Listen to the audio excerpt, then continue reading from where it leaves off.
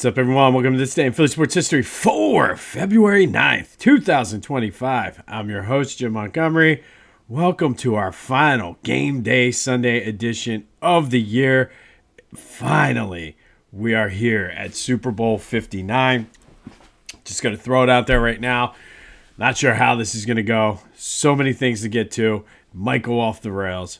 Who knows? But it's Super Bowl Sunday, so it's okay. Some quick housekeeping notes before we get into the episode. It's still not too late to grab cookies from Ella. Why not celebrate Super Bowl Sunday by helping support her Girl Scout troops? And there's still some squares left in the Philadelphia Sports Hall of Fame block pool. That is the first thing in the description. Don't wait till the last minute. Get them this morning and get ready for the Super Bowl. Be sure to follow me on social media, Jimbo_Mont on Twitter and TikTok. On Instagram at PhillyJimbo. Subscribe to the YouTube channel, Jimbo_Mont, and continue to spread the word here on Super Bowl Sunday. And check out our friends at the On Pattison newsletter. Great Philly sports coverage delivered right to your inbox. All right, if anybody cares, Sixers are in Milwaukee today at 2. Might be either a good distraction or a good way to get fired up out of frustration for the game. But they're in Milwaukee. Joe probably will play, I would think. I missed this the other day too, but Daryl Morey did make a comment about this team and all the moves. And he was like, and if you squint really hard, this does look like a championship team. Not sure what you're talking about, Daryl, but I wanted to mention that because it did happen. Flyers got it back on the winning side last night, beating the Penguins 3-2. Travis Konecny, Scott Lawton, and Garnett Hathaway all scored for the Flyers, and Samuel Ersson was outstanding in goal. Flyers now have a few days off, almost like 2 weeks, for the Four Nations tournament, so they will not play again until February 22nd. Be sure to check out my boys at the Clashing Conferences podcast. Great things going on with their fan network. That is available on YouTube and wherever you get your podcast. And then celebrate Super Bowl Sunday with Philly Goat. They have you covered from head to toe. Be sure to check out the things on their site too. Do a little exploring as you go through. They have a ton of Eagles stuff. And get ready for this W later this afternoon. And be sure to use that promo code Jim Montgomery to take 10% off of your order. All right, today we're going to go back to 1966. And on this day in 1966, the NHL officially decided to double the league from 6 teams to 12. They announced that Philadelphia, along with LA, the Bay Area, specifically Oakland, St. Louis, Minnesota, St. Paul, and Pittsburgh would all get expansion teams scheduled to play that 1966-67 season. They were what was considered the next 6. And they would basically, the idea was they had the original 6. They had 2 teams in the East, 2 teams in the Midwest, and 2 teams on the West Coast. For the Flyers, Eagles owner Jerry Woolman, a New York banker named William Putnam, and Eagles VP Ed Snyder. Yes, Ed Snyder got his start with the Eagles, and a DC businessman named Jerry Schiff were the leaders of getting the Flyers into Philly. And we all know how it worked out with Ed Snyder basically becoming Mr. Flyer. The Philadelphia team was allowed in under the conditions. They paid the league $2 million. An arena that had minimal of 12,500 seating capacity, which would end up being the Spectrum, had to be a major market, which Philadelphia was, and a suitable playing surface. So the big question around this team getting awarded to Philadelphia was where they would play. They ended up putting it down in South Philly, shared it with the Sixers, and the rest, as they say, is history.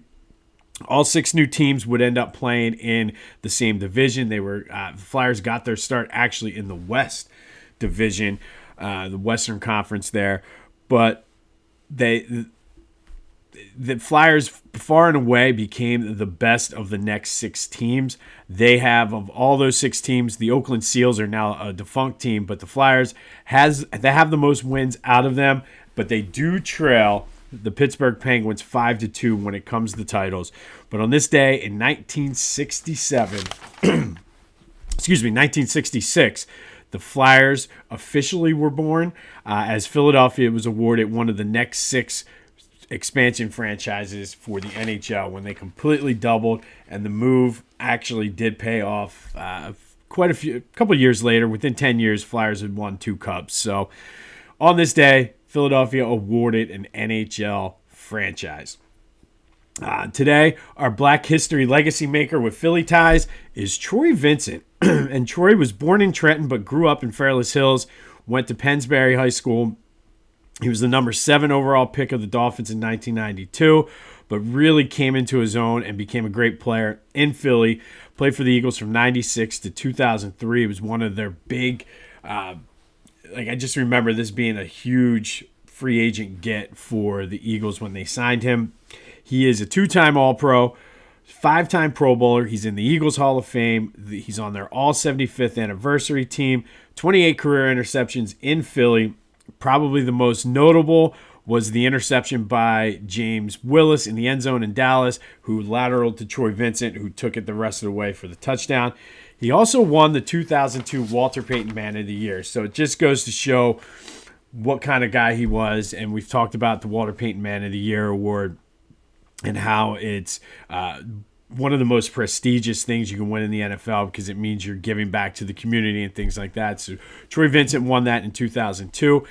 After his retirement, he's been heavily involved with the National Football League. He was the president of the NFLPA for a few years and currently is the senior vice president, or he was the senior vice president of player engagement and is now the executive vice president of football operations. So pretty big deal for Troy Vincent with the NFL. He's served on numerous boards for charities and organizations, started a domestic violence and sexual assault awareness, kind of advocating for education and putting an end to domestic violence and sexual assault. He founded the Love Thy Neighbor Community Corporation. It was a development and opportunity for young people to build character through athletics and academics. Great organization there for Troy. He's a college football Hall of Famer, a Philadelphia Sports Hall of Famer, Eagles Hall of Famer, Pennsbury Hall of Fame, Wisconsin Hall of Fame, University of Wisconsin Hall of Fame, and the PA Football Hall of Fame. Great player. Excuse me. Even better guy off the field with all his charitable works and is a pretty big deal in the NFL. But Troy Vincent is today's Black History legacy maker with Philadelphia ties. Local dude, played for the Eagles, and just an overall good guy. All right, here we go. It's Super Bowl Sunday. Going to get into the keys to the game and everything, but I always feel as though the Super Bowl, for the longest time to me, winning one, represented going to the big club that everybody wants to get into. And for the longest time, we were outside waiting in line, couldn't get in. Finally got into the club back in 2018, and now it's about moving up in the club. It's about getting being more seen, being a more VIP, so to speak. So we're in the club. We're down there with just the people that are lucky to be in. I want to start moving up levels in that club, and that's to me what today represents. It's about moving up in that club, moving up and getting some VIP service and being in your own being in your own area, getting a table, all of that stuff. It's going to be a long Eagles preview today, so again, I don't know where this is going to end up going, so buckle up and let's do it.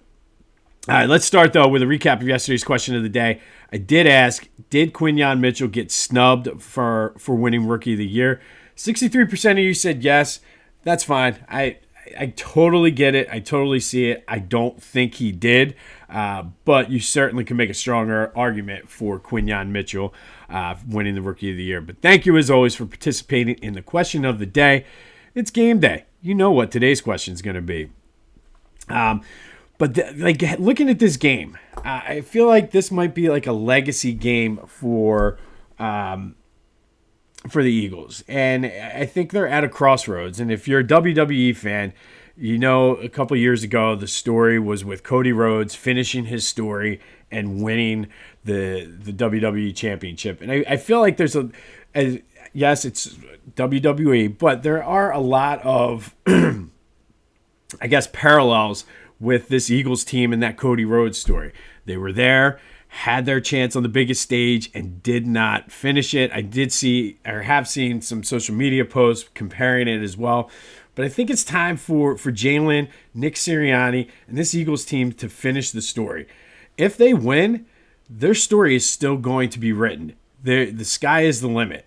Who knows? Maybe this is the start of the Eagles dynasty. You never know. But I think you need this to get that ball rolling, and I think you need it to just start building that legacy, because if you lose, there's going to be questions all over the place. There's going to be, why can't they win the big game? And it's one of those things that's going to dog Jalen and Nick and a lot of the guys on this team for a long time. So I think this is a very pivotal day in the future of the Philadelphia Eagles. It sounds very cliche-ish, but I really do. Like, if they lose this game, all of a sudden now you're the team that can't win the big one. And yet there's probably 30 other teams in the NFL that would love to trade positions with you. But you don't want to be that team that can't be thought of as winning the big game. So how do the Eagles win this game? Is the biggest game of the season, obviously. Probably their toughest opponent of the season. All of these are going to be related, but I couldn't narrow it down to just 3 keys. So I'm giving you 5 keys to the game. Victory Brewing, if you want to sponsor this, Key Bank, car dealership, something. But I couldn't, they're very, they're all related to each other, but I had to go with 5 today. And I'm going to give you the 5 now. And the first one, everybody listening, if you listen to any of my 3 keys, you know which one this one is. We've been saying it all year. It's been working, and that is what has gotten the Eagles to this point, and that's do your job. If you're a linebacker, Zach Bond, tackle. Oren Burks, tackle. Up front, get pressure on Mahomes. Get your hands up. Swat passes. Defensive backs, cover your man. Play tight coverage. Tackle Jalen. Do what you can do. Catch the ball. Saquon, don't try to be the hero. Just do what you've done all year. You are the more physical team. Bully the Kansas City Chiefs. And I know they're not used to that, but that's the style of ball that the Eagles play. They need to bully them, punch them in the mouth, and then keep punching. Don't let your foot off the gas with Kansas City. I want to see a game just like Washington where they just kept coming at you. Every time Washington thought they had a chance, boom, punched in the mouth again. Just keep punching this team in the mouth. And be ready to get punched back. I mean, they're the most complete team that the Eagles probably have faced this year, but let them know that you're the more physical team. Let them know you're the better team, and do your job, and everything will work out perfectly. Defensively, the second key to the game, get pressure on Mahomes. Like I said, he is not good when he's allowed to scramble or when he's got pressure. So you got to contain him from scrambling around and getting those cheesy 10-yard runs. And when you have a chance to wrap him up, you got to tackle him.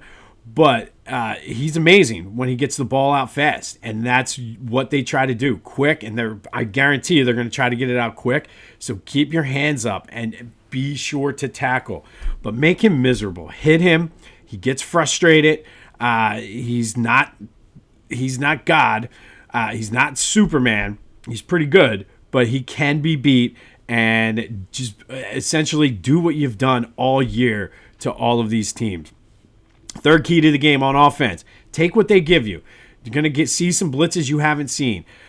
Get the ball out quick. And if that means Smitty and Goddard underneath, do it until they start stopping it. Then you can do play action deep. Give it to Saquon, whatever you got to do. But take what they give you. Quick throws. Get the ball out. Jalen was pretty good for the most part, not taking sacks in the Washington game. You're going to need to do that. But if they key on Saquon, over the middle passes. They start knocking that down, go deep to AJ. And if all of that's not there, pound it back to Saquon. Just whatever they're going to give you, take.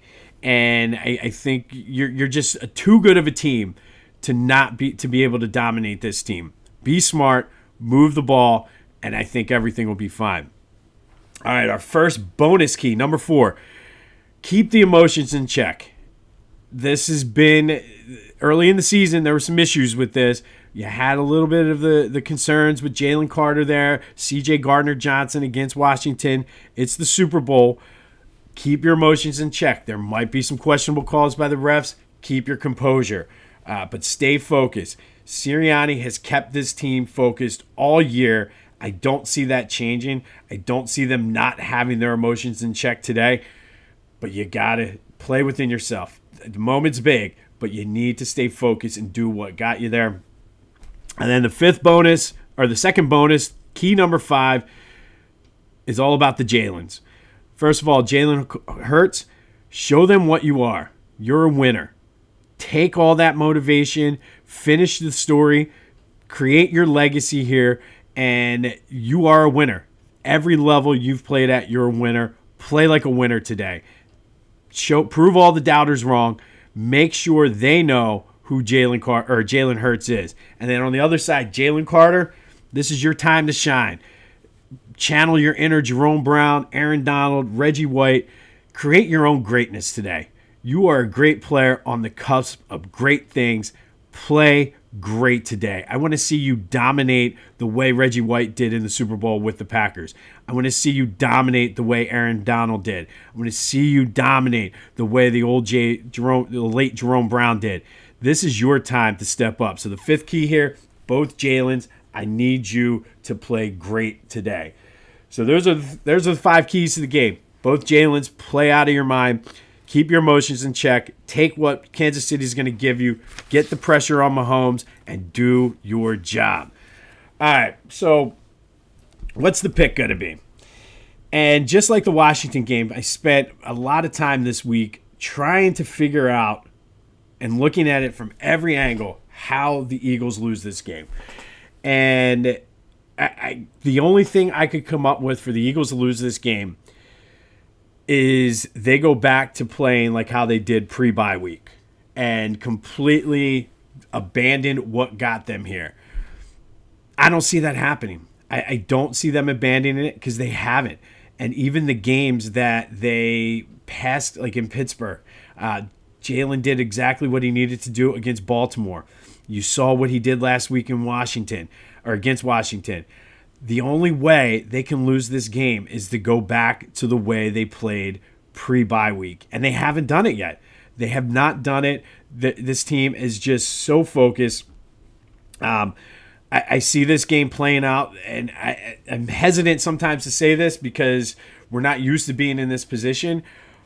But I don't care at this point because I've tried. I really have tried to look at it from all sides.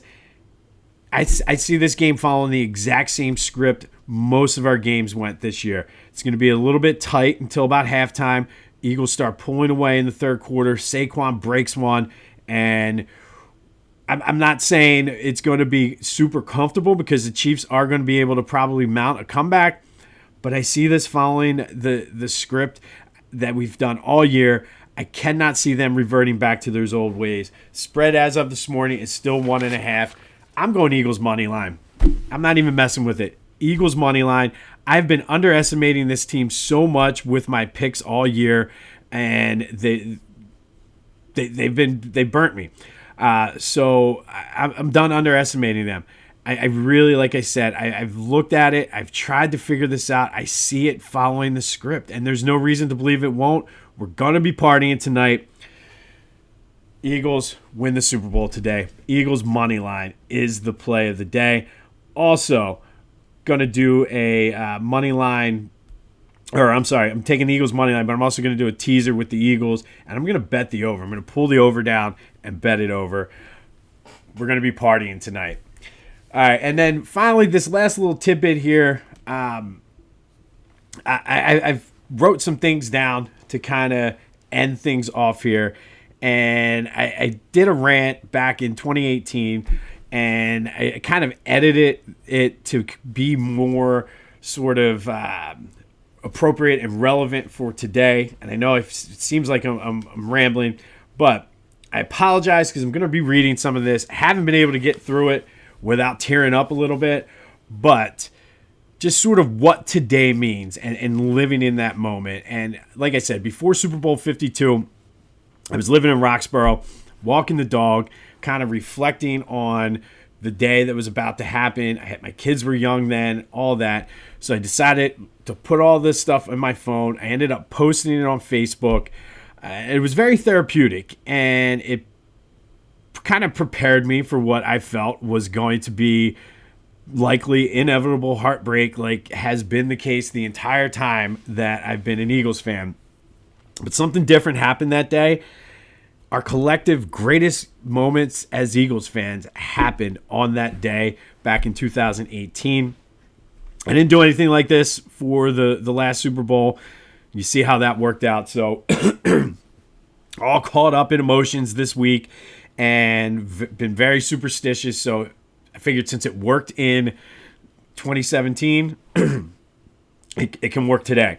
I can't take any chances. I have the platform to do it. So it's really just, this is what this means. So back in 2018, to me, it was all about the people that weren't there with us. Betty Lou, JBS, Big Ed, my boy Scotty.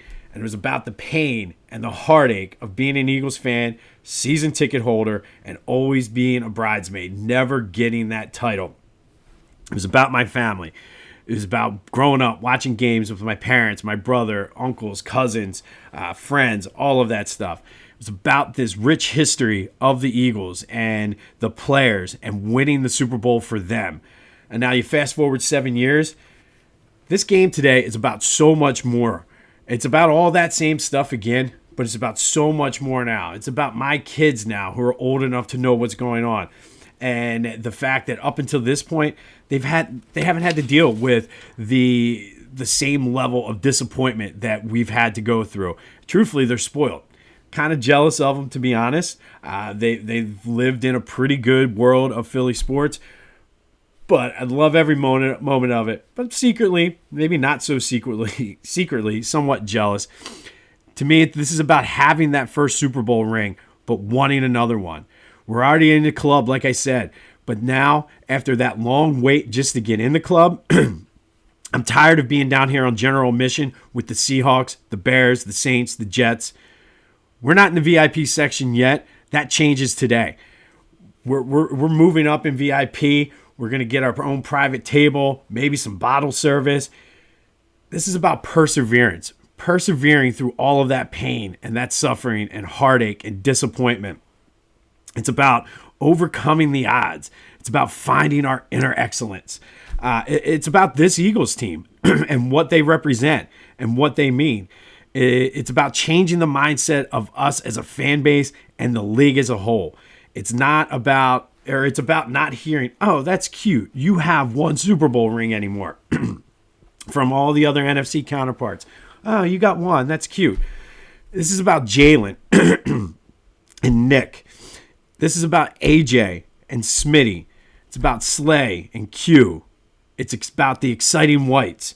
It's about the Philly Bulldogs. It's about Zach Bond, Saquon Barkley, Dallas Goedert, the best offensive line in the league. It's about Howie Roseman. Hell, it's even about Swoop. We've lost a few people over the course of the 7 years since the last time I wrote something like this down. It's about them, the ones that are still here in spirit, watching these games with us, hoping for a victory, loving the Birds every step of the way. It's still about Betty Lou, JBS, Big Ed, and Scotty, but it's also about Uncle Greg. It's also about Chris Doherty. They're still here watching with us, and it's about that.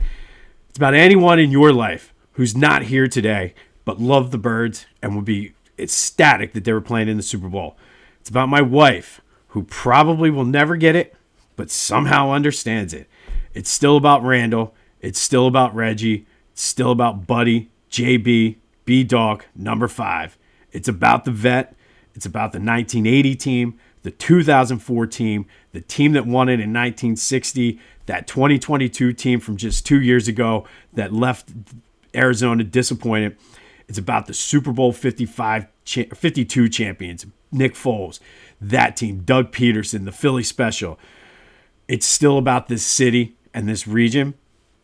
It's still about that guy that morning on Monastery Avenue that had the shirt that said, "Give me one before I die," that I had a nice conversation with while walking the dog.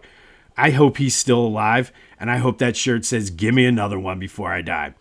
It's still about those 11 seats I've had now for almost a quarter of a century. It's about Haas, Moore, de Blasi, Hoppy, the original guys who've been there since day one, all 24 years. But now it's also more than that. It's about Kyle and Coyne, who joined in 1 year later, haven't been there ever since. It's about Carrington. It's about Jacket, Big Mac, Pat, Steve de Blasi. But it's also about Chambles. It's also about Johnny Marks, Jeff Carr, Rob. By the way, where's our tent, Rob? Where's our tent?